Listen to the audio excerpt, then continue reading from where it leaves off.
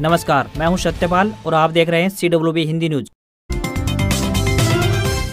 शक संवत 1945 विक्रम संवत 2080 आज बैसाख माह के शुक्ल पक्ष की नवमी तिथि और दिन शनिवार है। तदनुसार अंग्रेजी तारीख 29 अप्रैल सन 2023। आइए सबसे पहले एक नजर डाल लेते हैं दिन भर की सुर्खियों पर। अगले 5 दिनों में 14 राज्यों में बारिश का अलर्ट। MP राजस्थान में 50 किलोमीटर प्रति घंटे की रफ्तार से चली हवाएं, ओले गिरने की आशंका। दिल्ली में निकली 1086 पदों पर भर्ती, 12वीं पास युवा करे आवेदन, बताएंगे पूरी खबर। हरियाणा में 7441 पदों पर TGT एग्जाम, आज पहली बार पंचकुला में बने एग्जाम सेंटर। CRPF ने ग्रुप B और ग्रुप C के 212 पदों पर निकाली भर्ती, SC ST और महिलाओं को मिलेगी फीस में छूट। हरियाणा के रेवाड़ी जिले में किसानों ने रोड जाम किया, फसल खरीद में देरी से बिफरे, मंडी के बाहर 6 किलोमीटर तक ट्रैक्टरों की लगी लाइन। पशुपालन व्यवसाय शुरू करने के लिए सरकार दे रही है 3 लाख रुपए तक का लोन, बताएंगे पूरी खबर। साइबर क्राइम पर हरियाणा पुलिस का बड़ा एक्शन, एक साथ 5000 पुलिसकर्मियों ने 14 गांव में मारी रेड। अब आपके फोन पर नहीं आएंगे SMS और फर्जी कॉल, ट्राई ने किया नियमों में बदलाव। और अब खबरें विस्तार से। मौसम विभाग यानी IMD के अनुमान के मुताबिक अगले 5 दिनों तक 14 राज्यों में तेज बारिश हो सकती है, जबकि 5 राज्यों में हल्की बारिश होने की संभावना जताई गई है। 10 राज्यों में बादल छाए रहेंगे। IMD के मुताबिक मध्य प्रदेश, महाराष्ट्र, छत्तीसगढ़, आंध्र प्रदेश, तेलंगाना, कर्नाटक, तमिलनाडु, केरल, अरुणाचल प्रदेश, असम, मेघालय और नागालैंड में गरज के साथ अगले 5 दिनों में भारी बारिश होने का अनुमान जताया गया है। वहीं हिमाचल प्रदेश और उत्तराखंड के कुछ इलाकों में बहुत अधिक भारी बारिश होने का अलर्ट जारी किया गया है। मौसम विभाग के मुताबिक 5 राज्यों यानी गुजरात, राजस्थान, उत्तर प्रदेश, पंजाब और हरियाणा में हल्की बारिश होने का अनुमान लगाया गया है। इसके अलावा लेह लद्दाख में भी फुहार पड़ने के आसार जताए गए हैं। बचे हुए शेष 10 राज्यों में बादल छाए रह सकते हैं। राजस्थान में लोगों को इस बार हीटवेव की बजाय ठंडी और धूल भरी हवाएं झेलनी पड़ रही हैं। राज्य में कल बीती शाम हनुमानगढ़, गंगानगर समेत उत्तर भारत में जबरदस्त धूल भरी आंधी चली है। यही स्थिति लगभग दक्षिणी व पूर्वी राजस्थान के उदयपुर, जोधपुर, अजमेर और जयपुर संभाग में रही। पाली, डूंगरपुर, जालौर, भीलवाड़ा समेत कई राज्यों में कल अच्छी बारिश हुई है। इससे लोगों को गर्मी से राहत मिली है।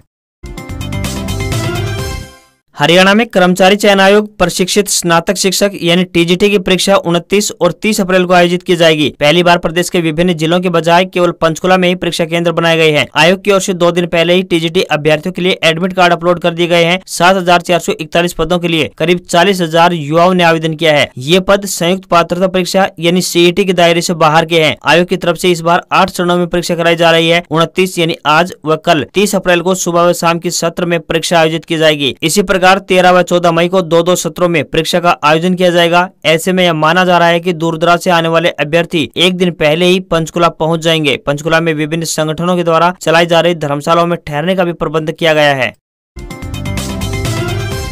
ऑस्ट्रेलिया के कैनबरा फेडरल पार्लियामेंट में अंतर्राष्ट्रीय गीता महोत्सव का विधिवत शुभारंभ हो गया। ओपनिंग सेरेमनी के दौरान गीता के प्रमुख श्लोक सुनाए गए। गृह मंत्री अनिल विज ने अपने संबोधन में कहा कि गीता जी पूजा पाठ की वस्तु नहीं है, यह पढ़ने की पुस्तक है। अनिल विज ने कहा कि श्री कृष्ण जी ने गीता का जो उपदेश दिया है वह किसी धर्म, जाति, क्षेत्र और भाषा के लिए नहीं है, वह संपूर्ण मानव जाति के लिए है। श्री कृष्ण का एक एक वक्तव्य मनुष्य की जिंदगी की गांठों को खोल देता है और उसको सफलता की कुंजी भी कहा जाता है। वहीं गृह मंत्री अनिल विज ने ऑस्ट्रेलिया की सिटी सर्विसेज और परिवहन मंत्री क्रिस्टोफर जेम्स स्टील से मुलाकात की। इस दौरान हरियाणा और ऑस्ट्रेलिया के बीच शिक्षा, स्वास्थ्य और परिवहन पर सहयोग के संबंध में चर्चा और विचार विमर्श किया गया।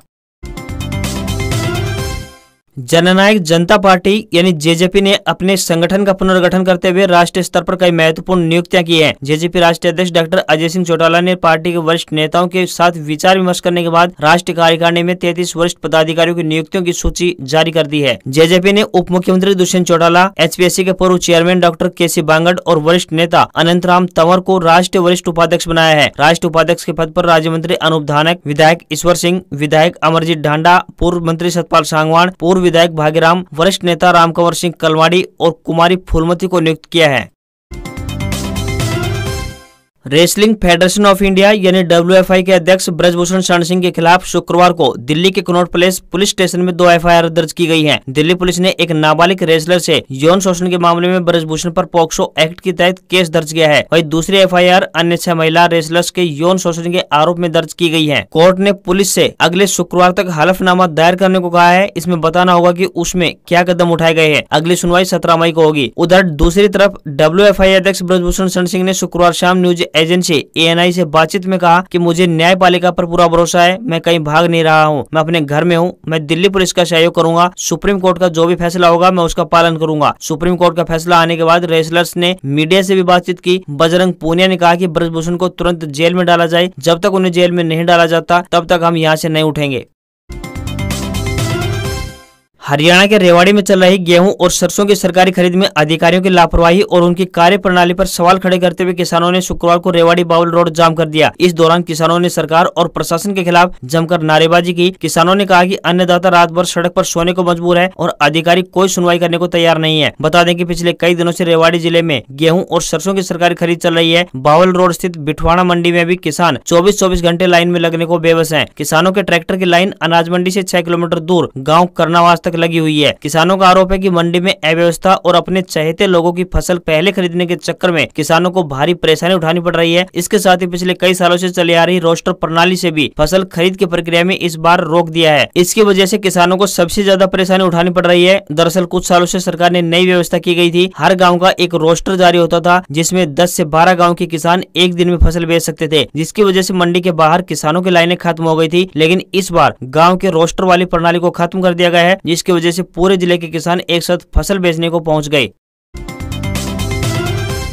हरियाणा के जींद शहर में शुक्रवार को पहला ऑल इंडिया रेडियो FM शुरू हो गया है। करीब 15 किलोमीटर एरिया में रेडियो FM की सुविधा मिलेगी। शुक्रवार को शहर में किले पर बनाए गए आकाशवाणी केंद्र पर प्रधानमंत्री श्री नरेंद्र मोदी द्वारा ऑनलाइन माध्यम से आकाशवाणी FM ट्रांसमीटर का ऑनलाइन शुभारंभ किया गया। सबसे पहले सभी ने प्रधानमंत्री नरेंद्र मोदी के मन की बात 100वें कार्यक्रम को सुना। इस FM के माध्यम से जहाँ पहले से कहीं अधिक सूचनाओं का प्रसार हो सकेगा, तो वहीं मनोरंजन गतिविधियां भी बढ़ेंगी। पहले जींद में कोई भी FM रेडियो नहीं था और अब यह सुविधा स्थानीय स्तर पर उपलब्ध होगी। इस FM का उद्देश्य भी अधिक से अधिक सूचनाओं का प्रसार करना है। इसके अलावा लोकल संस्कृति को बढ़ावा देने के लिए भी इस FM रेडियो का प्रयोग किया जाएगा। FM रेडियो के माध्यम से व्यापारिक गतिविधियों को भी बढ़ावा देने का काम किया जाएगा। व्यापारी अपने व्यापार से संबंधित विज्ञापन प्रसारित करवा सकेंगे। हालांकि इसके लिए चार्ज किया जाएगा, लेकिन यह प्रसार ऑल इंडिया स्तर पर होगा, जिससे व्यापार की अधिक से अधिक लोगों तक जानकारी पहुंच सकेगी। हरियाणा के सभी जिलों की मंडियों में इन दिनों सरसों की बम्पर आवक हो रही है। हालात ऐसे हैं कि मंडियों में पैर रखने तक को जगह नहीं है। इस बार सरकार ने शेड्यूल सिस्टम भी हटाया हुआ है, जिस कारण कोई भी किसान किसी भी दिन अपनी सरसों को लेकर मंडियों में पहुंच जाता है। हालांकि पिछले साल की भांति एक किसान की एक बार में महज 25 क्विंटल ही सरसों की खरीद की जा रही है। IGI aviation service private limited की तरफ से विभिन्न पदों पर भर्ती के लिए आवेदन मांगे गए हैं। जो भी उम्मीदवार इन पदों के लिए इच्छुक हैं, वह अपने आवेदन ऑनलाइन भेज सकते हैं। इन पदों के लिए उम्मीदवारों को ऑनलाइन आवेदन करने होंगे। आपको बता दें कि महिला और पुरुष दोनों वर्गों के उम्मीदवार आवेदन भेज सकते हैं। आवेदन करने की अंतिम तिथि की बात करें तो 21 जून 2023 तय की गई है। इन पदों के लिए उम्मीदवार का 12वीं पास होना जरूरी है। इन पदों के लिए किसी को भी विमानन या एयरलाइन सर्विसेज इत्यादि सर्टिफिकेट या फिर डिप्लोमा की आवश्यकता नहीं है। फ्रेशर उम्मीदवार भी अपने आवेदन भेज सकते हैं। 12वीं कक्षा के परिणाम की प्रतीक्षा कर रहे उम्मीदवार भी आवेदन कर सकते हैं। आयु सीमा 18 वर्ष से लेकर 30 वर्ष निर्धारित की गई है। 1086 पदों पर ये भर्तियां की जाएंगी। इन पदों के लिए उम्मीदवारों को ऑनलाइन आवेदन भेजने होंगे। उम्मीदवारों से विनम्र निवेदन है कि भर्ती के लिए आवेदन करने से पहले आधिकारिक विज्ञापन जरूर देख लें। हरियाणा एक पशुधन प्रमुख राज्य है। दूध उत्पादन से लेकर उन्नत नस्ल के पशुओं के मामले में हरियाणा का कोई जोड़ नहीं है। इसकी सबसे बड़ी वजह है कि सरकार पशुपालन से जुड़े व्यवसायों के लिए बड़े स्तर पर सब्सिडी देती है। इन्हीं योजनाओं में से एक किसान क्रेडिट कार्ड भी है, जिसके तहत पशुपालन व्यवसाय शुरू करने के लिए 3 लाख रुपए तक का लोन लिया जा सकता है। पशुपालन विभाग द्वारा बड़े पशुपालन प्रोजेक्ट पर 50 लाख रुपए तक की सब्सिडी दे रही है। वहीं 100 भेड़ बकरी पालन करने का व्यवसाय करने वाले को 10 लाख रुपए तक की सब्सिडी मिलती है। इसी प्रकार 500 भेड़ बकरियां पालने पर 50 लाख रुपए तक की सब्सिडी सरकार दे रही है। पशुपालन व्यवसाय शुरू करने के लिए पहले किसान क्रेडिट कार्ड की तर्ज पर पशु किसान क्रेडिट कार्ड बनवाना होगा। इस योजना के तहत सरकार 6 किस्तों में लोन जारी करती है। लोन की इस राशि का 1 साल के भीतर भुगतान करना पड़ता है। आमतौर पर बैंक 7% ब्याज दर से लोन देते हैं, लेकिन पशु किसान क्रेडिट कार्ड पर किसानों को मात्र 4% की दर से ब्याज का भुगतान करना होगा। समय पर लोन किस्त का भुगतान करने पर ब्याज पर आपको 3% की छूट दी जाएगी। अगर आप भी पशु किसान क्रेडिट कार्ड बनवाना चाहते हैं तो कुछ बातों का ध्यान रखना होगा। सबसे पहले ये कि ये लोन उन्हीं पशुओं पर मिलेगा जिनका किसान ने बीमा करवाया है। आवेदक को पैन और आधार कार्ड की कॉपी आवेदन फार्म के साथ लगानी होगी। साथ ही पशु किसान क्रेडिट कार्ड के लिए किसान को अपने नजदीकी बैंक में जाकर आवेदन फार्म भरना होगा। केंद्र सरकार द्वारा हरियाणा में किसानों के लिए कई योजनाएं चला रही है ताकि किसान इसका लाभ उठा सकें। पारंपरिक तरीके से खेती करने में किसानों को काफी नुकसान होता है, इसलिए सरकार इस बात पर जोर दे रही है कि किसान तकनीक का इस्तेमाल कर सरकार की ताजा योजना को लाभ उठाएं। इस तरह सरकार द्वारा पीएम कुसुम योजना भी चलाई जा रही है। इस योजना के तहत किसानों को सौर ऊर्जा पंपों पर जबरदस्त सब्सिडी दी जा रही है। पीएम कुसुम योजना के तहत सरकार 75% सब्सिडी देती है, यानी किसान केवल 25% राशि का भुगतान कर इस योजना का लाभ उठा सकते हैं। सोलर पंप लगने से किसानों को फसलों की सिंचाई के लिए बिजली पर निर्भर नहीं रहना पड़ेगा। इसके अलावा सौर ऊर्जा अपनाने से किसान का बिजली बिल और डीजल का खर्च भी बचेगा, जिससे फसल की लागत कम आएगी और उसके आय में वृद्धि होगी। हरियाणा सरकार ने साल 2026 तक पूरे राज्य में 2 लाख से ज्यादा और इस वित्त वर्ष की बात करें तो 1000 सोलर वाटर पंप लगाने का लक्ष्य रखा है। इस योजना के तहत किसानों की सिंचाई जरूरतों को पूरा करने के लिए 3 HP से लेकर 10 HP क्षमता के stand alone solar water pump लगाने पर 75% सब्सिडी दी जा रही है। पीएम कुसुम योजना का लाभ लेने के लिए किसानों को कृषि विभाग के कार्यालय में अधिकारी से संपर्क करना होगा। इसमें कुछ दस्तावेज भी देने होते हैं, जैसे कि आधार कार्ड, यदि नलकूप पहले लगाया गया है तो उसका बिजली बिल आदि। इसके बाद किसान को कनेक्शन दे दिया जाता है। बागवानी करने वाले किसानों को इस योजना में वरीयता यानी प्राथमिकता दी जाती है।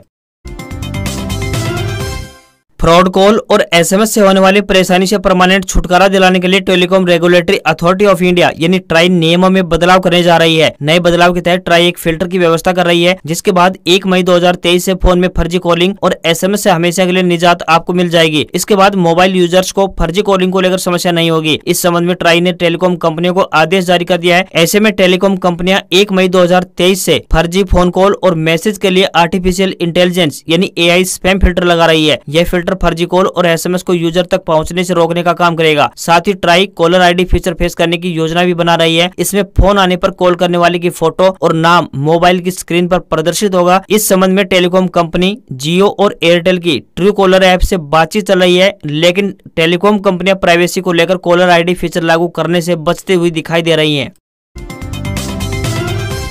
हरियाणा के नूंह जिले में पैर पसार रहे साइबर क्राइम के खिलाफ हरियाणा पुलिस ने बड़ा अभियान चलाकर ताबड़तोड़ कार्रवाई की। 5000 से अधिक पुलिसकर्मियों और अधिकारियों की अलग अलग टीमों ने देर रात एक साथ नूंह जिले के 14 गांवों में छापेमारी कर 125 हैकर व साइबर अपराधियों को काबू किया। इनके पास से अलग अलग बैंक के ATM, स्मार्टफोन, लैपटॉप, आधार कार्ड और ATM स्वैप मशीन के साथ साथ अन्य काफी सारा सामान बरामद किया गया है। इन संदिग्धों को काबू करने के लिए पुलिस उनसे पूछताछ कर रही है। एक कमरे में बैठकर कुछ लोग दूसरों के बैंक खाते को साफ कर दिया करते थे। DGP हरियाणा प्रशांत कुमार अग्रवाल के निर्देश पर DIG STF सिमरनजीत सिंह तथा SP नूंह वरुण सिंगला ने व्यापक व बड़े स्तर पर कार्रवाई करते हुए इस पूरे ऑपरेशन को सफल बनाने में अहम यानी महत्वपूर्ण भूमिका निभाई।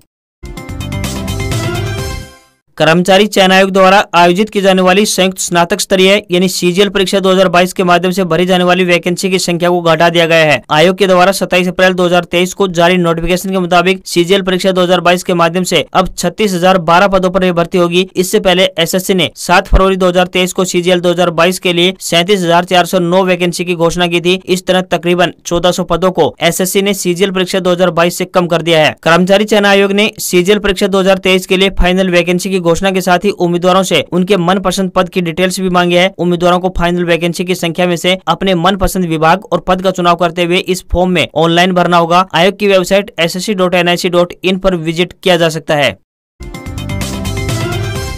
भारतीय शेयर बाजार में हफ्ते के आखिरी कारोबारी दिन तेजी देखने को मिली। सेंसेक्स 463 अंकों की बढ़त के साथ 61,112 के स्तर पर बंद हुआ। निफ्टी में भी 137 अंकों की तेजी देखने को मिली। यह 18,052 के स्तर पर बंद हुआ। सेंसेक्स के 30 शेयरों में से 22 में तेजी तो वहीं 8 में गिरावट देखने को मिली। अडानी ग्रुप के सभी शेयर यानी 10 शेयरों में तेजी दिखाई दी। ग्रुप की फ्लैगशिप कंपनी का अडानी एंटरप्राइजेज का शेयर 3.72% चढ़ा। वहीं सराफा बाजार की बात करें तो सराफा बाजार में सोने और चांदी में गिरावट देखने को मिली है। 24 कैरेट सोना 60,168 रुपए प्रति 10 ग्राम के स्तर पर बंद हुआ। चांदी की बात करें तो ये 73,868 रुपए प्रति किलोग्राम के स्तर पर पहुंच गई है। उधर डॉलर रुपया के मुकाबले 2 पैसे मजबूत हुआ है। $1 का रेट 81 रुपए 81 पैसे के स्तर पर बंद हुआ। आज खबरों में बस इतना ही। देखते रहिए CWB हिंदी न्यूज। नमस्कार।